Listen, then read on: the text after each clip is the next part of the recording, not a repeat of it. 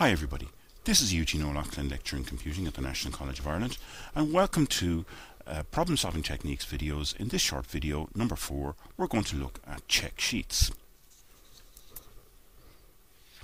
First of all, let's answer the question, what is a check sheet? Well, a check sheet is a simple form designed to record and quantify facts and data over a period of time.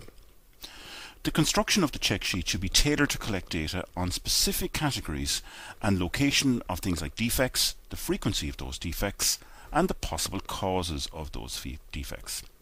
A check sheet allows us to collect data with minimal effort. Just simply use your favorite pencil and some paper and you can record data using a check sheet. You can use these raw data and convert it into useful information. And essentially what it does is it can translate opinions of what is happening into what is actually happening. So in other words, instead of asking, I think the problem is, ask or state, the data says that the problem is. So check sheet's going to give you some evidence for this. So when should you use a check sheet? Well, first of all, to observe an operation and record specific data over time, a check sheet could be the simple tool that you could use. Secondly, we could use a check sheet to acquire a short-term observation of process variability on the current situation. Thirdly, we could use check sheets to identify what potential problems should be addressed first. And finally, we could use a check sheet to confirm the effects of a problem.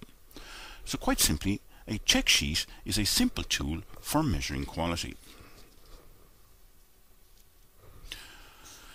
To create a clearer picture of factual problems, not just the obvious or the most common ones, you should ask yourself the following questions.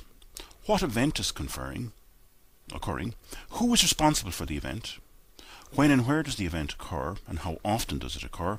And finally, how long does the event take? There are two types of check sheets. The first one we see here is a simple tally check sheet, which we use to count occurrences of an event or an activity. And in this one here we can see we have 3 events, and in the center I have counts, and every time each event occurs I make a mark in the count section, and over on the right hand side I total up the counts. So event A has 17 occurrences for a score of 17, B has a score of 23, and C has a score of 8.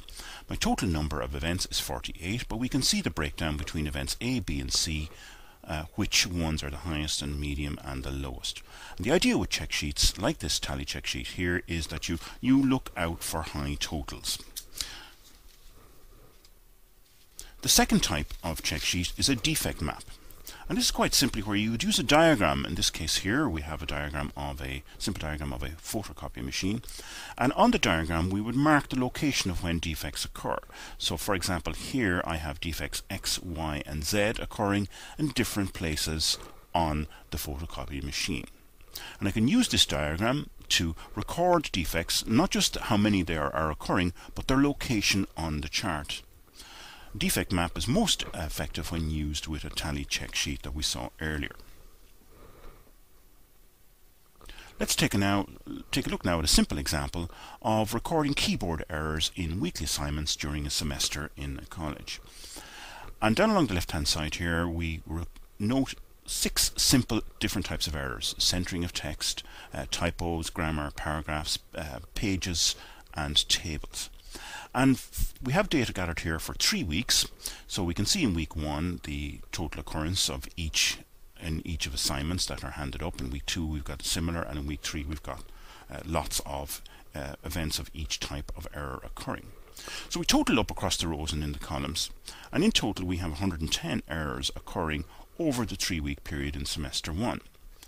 But we can look both at the graphic itself and we can see that typos and grammar and pagination account for quite a high amount of the errors. And when we look at the totals we can see that grammars and typo account for most errors, over half the errors in the overall total, coming in at 64 errors out of 110. And this gives us a clearer picture and some hard evidence that a particular type of error is occurring over this period.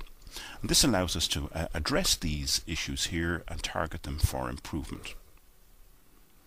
So now that you have more data and more information, it's possible to go ahead and try and resolve the problem based on these simple data that you have gathered using a check sheet. You should keep check sheets for reference to record data over a period of time, and in many cases it might be worthwhile scanning the check sheets so that they can be stored in a knowledge management system online. If you found this problem-solving technique useful, you can read about a little bit more about it and some other problem-solving techniques in my new book, An Introduction to Business Systems Analysis, Problem-Solving Techniques and Strategies, published by the Liffey Press and available at Amazon. Thank you for your attention. I hope you enjoyed the video.